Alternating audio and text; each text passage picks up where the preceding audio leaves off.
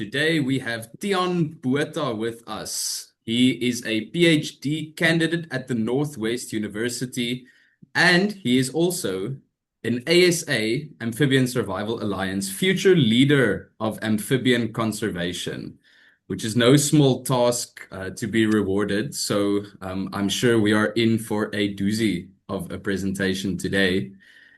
So, just a bit of background for Tiaan Botha. He has been at the Northwest University in Potchefstroom, South Africa for the past 6 years. Did his undergraduate in zoology and chemistry, did his honors in biodiversity and conservation ecology, with his project focusing on mitochondrial and nuclear genetic markers of the hepatosome protozoan of wild dogs and leopards.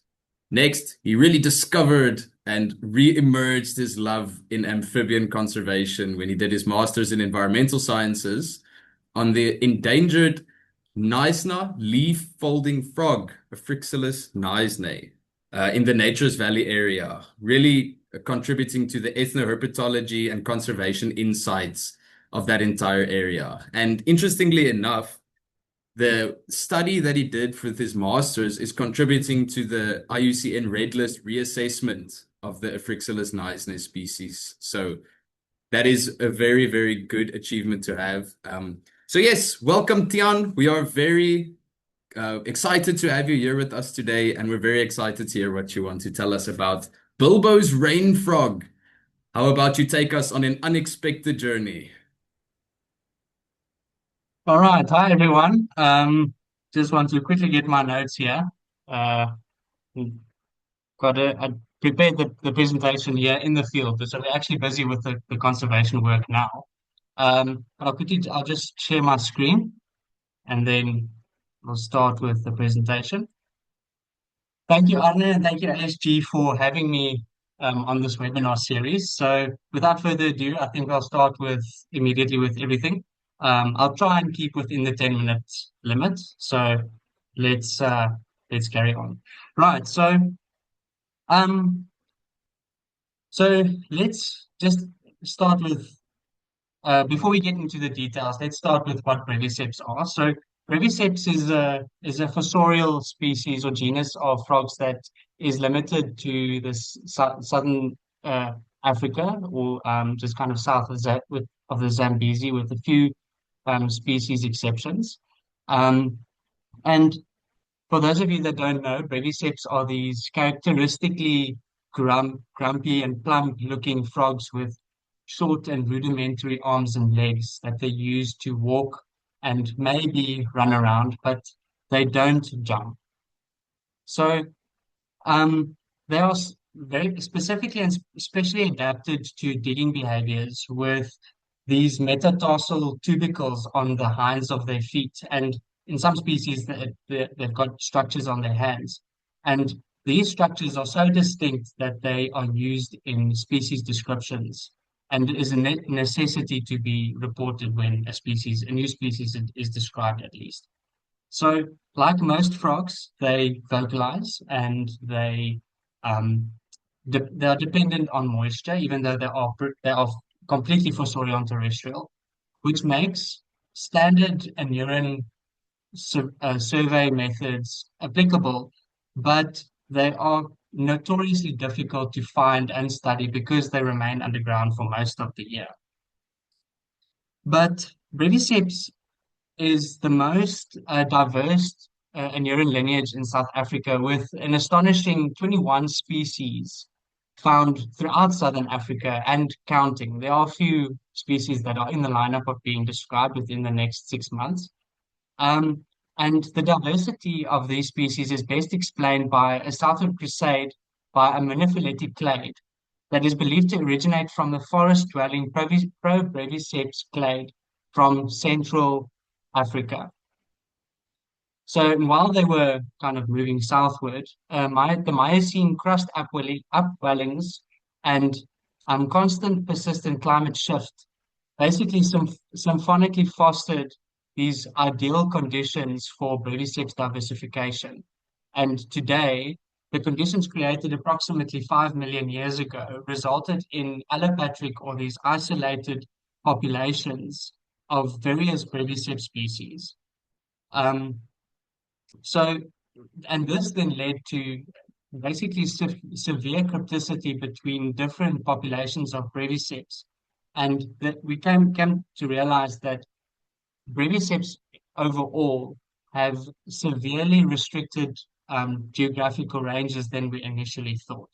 And let me explain what I mean by that. So for for a long time, well, so basically what happened before molecular genetics was introduced, species description relied on morphology and vocalization of frogs. And for most frogs in South Africa for a long time, and basically the world, this sufficed and remained reliable.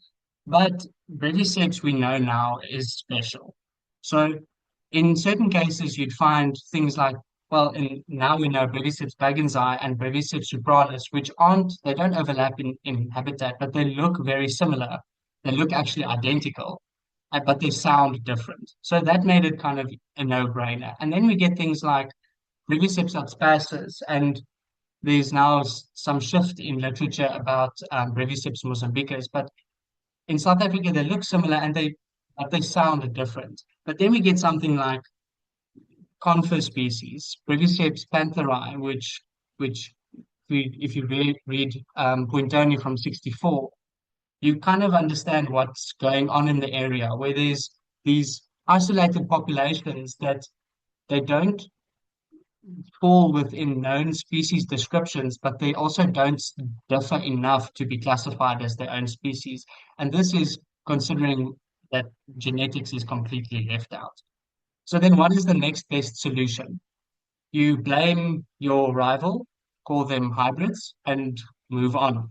So if I can visualize this, we've got the three main troublemakers before genetics as was introduced that is widely distributed throughout South Africa. We've got Vericosis, Mozambicus, and Adspersus, Breviceps adspersus. And when you look at the overlap of the distribution, you start to see some interesting patterns, and you can start to understand why they call or that hybridization is the next best conclusion. But when you look even closer, you'll see that along the eastern escarpment, there's this, really good, concentrated um, overlap of different species, and then it starts to make sense that these conifer species that occur along this escarpment is easily recognized as hybrids, which isn't necessarily the case. But how does this then affect Bilbo's grain frog? So for a very long time, Breviceps well, so sorry, my notes are a bit confusing. So for more than 2 decades, sorry, Bilbo's rain frog was thought to be various different populations spread throughout, or isolated populations spread throughout KwaZulu-Natal province of South Africa. And before its description, it was, well, you guessed it, thought to be hybrids between Adspersus, or either being defined as Adspersus, or other possible species or known species that occur in the area.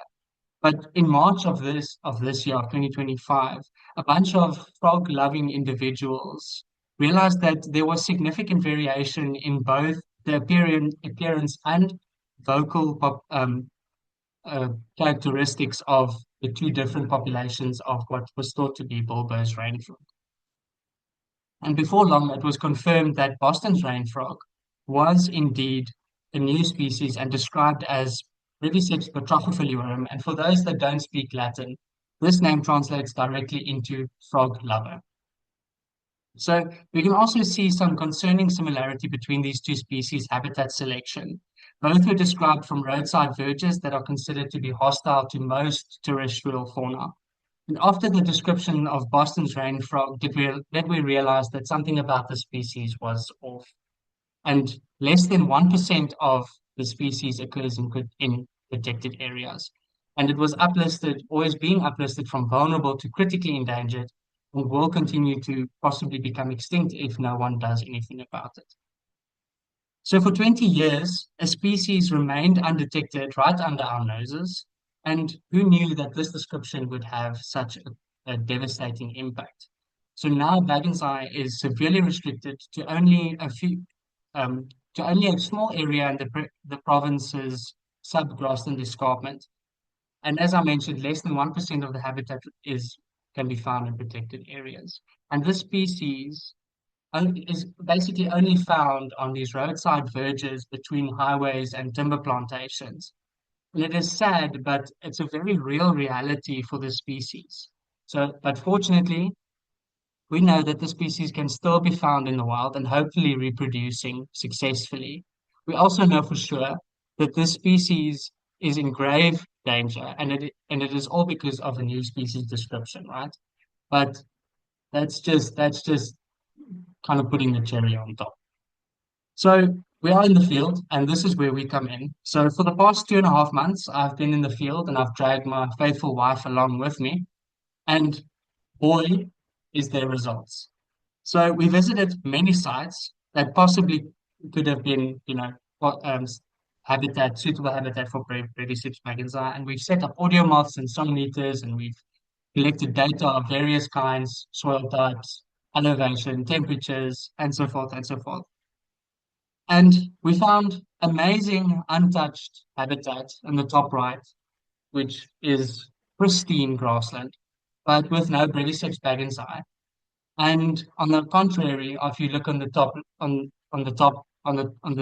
left is the pristine habitat. On the top right, we found severely transferred or transformed habitat with teeming populations of bagginsi. And then if you look on the bottom right, we find something that's kind of in between with really good future plans for something that could be a protected area. But more on that, maybe early next year. So, so since at the start of the 3 visits, I visited more than 50 sites that could be possible habitat. And I drove more than 6,000 kilometers of transects along tarred roads, dirt roads, servitude roads, and plantation access roads. And a little more than 60,000 Rand has gone into operational costs over 3 months. And we've done so much basically from a core team of only 5 people. And since the start of the 3 visits, it's safe to say that data is flowing. From this work, we're seeing trends of habitat preferences, main threats and threat severities, distribution hotspots, extensive occurrence, and it's all insights that will fuel the sustainable future of bagginsi by creating environments where it can survive and hopefully thrive.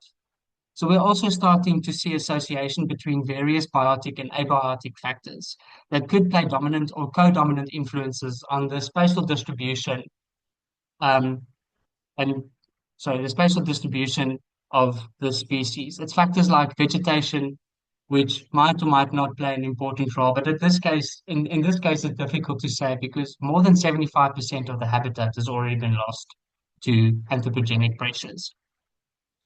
So questions then start to flow like, what about elevation? Soil type, it's a fossorial species, so soil type might be one of the largest affecting factors. How about different monoculture practices? How does the different tree species influence the species distribution and things like grazing and fire regimes, development and other invasive plant species? What is the effect of that on the species? And this is all something or the questions that we hope to answer within the next 2 years. So basically, what is the verdict then? At this stage, I cannot comment much on the species extent and state, but I could give my 2 cents, but based on observations, but that might be subject and biased. But what one thing is for sure, the threats are undeniable. I find myself staring at these massive plots of timber plantations that go um, into paper industry and construction material. And it's just amazing to see the mosaic of this transformed landscape and what remains of it. But then also there's evidence of um,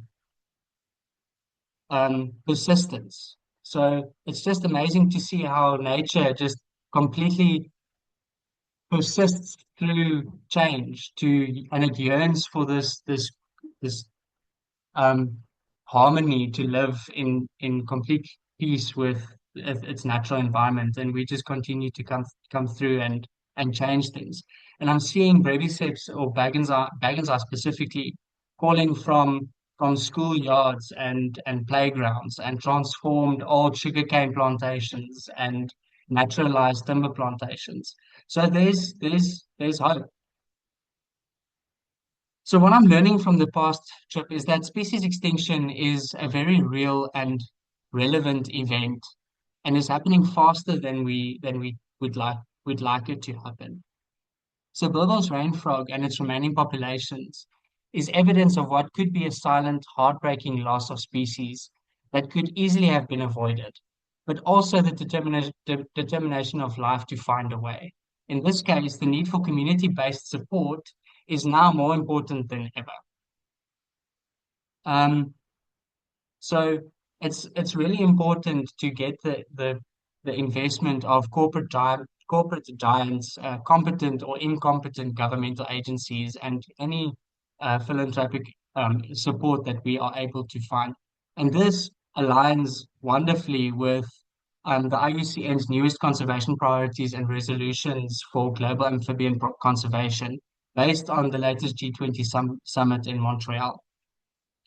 And this is where um, I'd like to express my gratitude for people like the local timber companies that were just as surprised as we were to hear the news about Bilbo's rain frog. And as soon as they heard it and they saw us pitching this problem, they kind of view towards us immediately shifted from seeing us as these green nerds to people that actually care about the environment, and they are investing a lot into this project. They're showing great interest and enabling us to do our work, which is amazing. So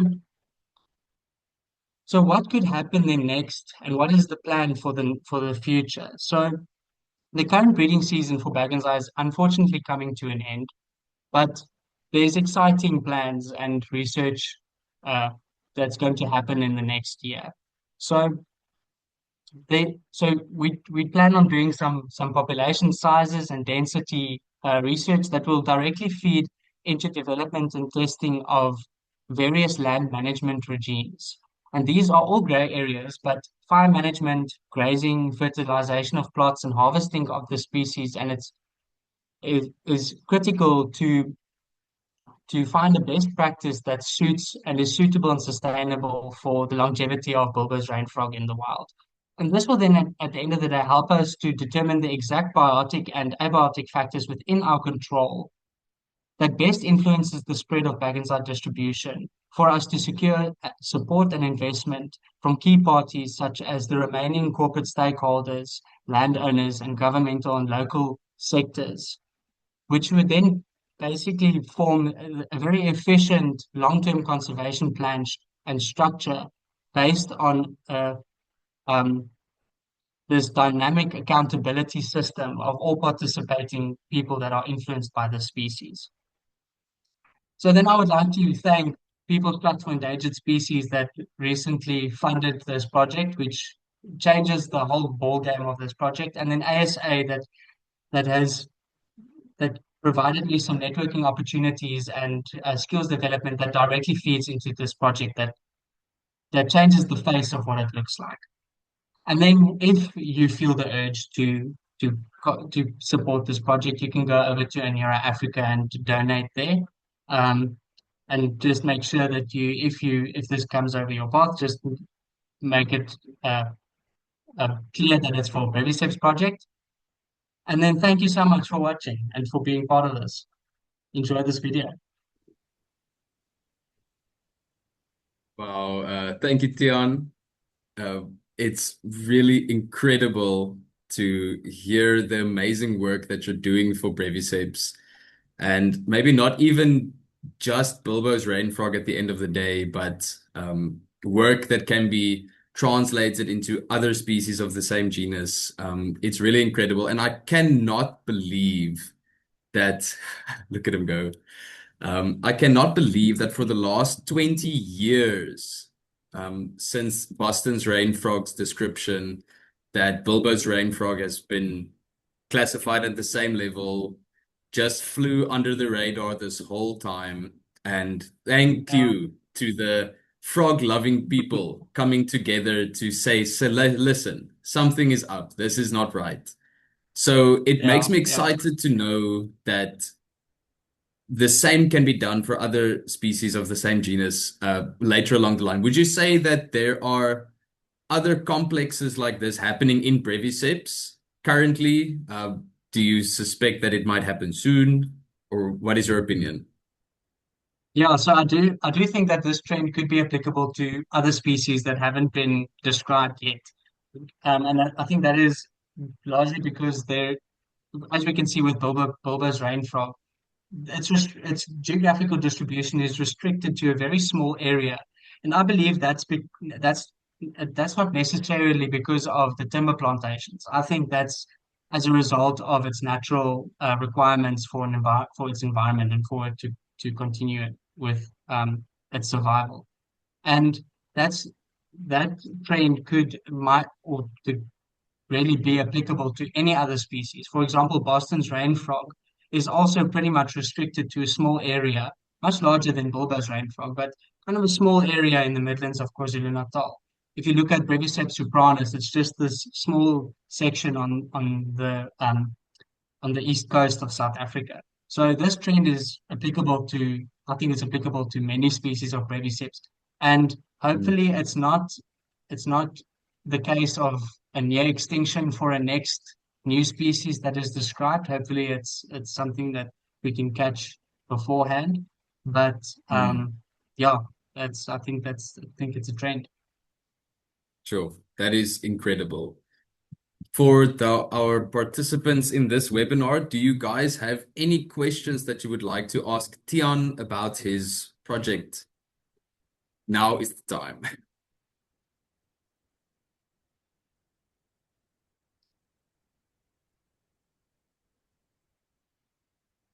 Yes, Jan, do you have a question for us? You can unmute your mic or you can type your question into the chat box if you feel comfortable. No question, just a thumbs up. Perfect. Thank you, Jan. Uh, I have one question about the soil type. So you talked about how most Breviceps species are restricted to one specific range in their entire area of occurrence or their extent of occurrence, excuse me. So would you say that it's a bunch of factors that play that role? Geographic distribution, soil type, climate, maybe even the slope at which they like to occur, or does that say something also about the persistence that you talked about in your presentation for other species as well? Yeah, so you do get generalist species basically. Like if you look at Vericosis and I think Aspergillus is kind of a touch and go because you get so much variation in Aspergillus. It's difficult to say where the species line lies. But in cases like Boston and bagginsi, I do think there's a handful of um various biotic and abiotic factors that play a crucial role in what the species needs in its environment. And there are trends like certain soil types where I'd find larger populations than in other areas which show a different soil type. Or I'm also seeing certain slopes at that's kind of leaning to different angles is also presenting some larger populations or larger calling groups than others. And I think that, well, I don't necessarily think that that contributes to its restriction, but I do think that in some cases, for example, like when development comes in, we do like to build our houses on firmer soil with that's also leaning on a certain slope that has certain microclimates that makes our living room warmer, for example. And it's all just this overlap of microclimate that we prefer and they prefer that results in this conflict of two species. And at the end of the day, the strongest one wins, right? So I do think it contributes a little bit to the ranging restrictions of certain species. Okay, wow, that is incredibly interesting. And it's really great that you're using this three-pronged approach, bioacoustics, genetics, morphology, geographic Mm, distribution, really throwing everything into the pot that you have to ensure yeah, the species gets the best representation it can for this project. So, uh, yeah. well done to that. I'm sure there's a lot of work that lies ahead for you. And does anyone have any other questions before we close off with this presentation? Okay. It would not seem that there is. So, Tiaan, I want to thank you for your time. It was incredibly insightful to hear what you're doing for a critically endangered South African endemic species. And I wish you all the best for what lies ahead. Thank you. Thank you so much. All right. Thank you, everyone, for joining. Hope to see you guys at the next ASG webinar. Thank you.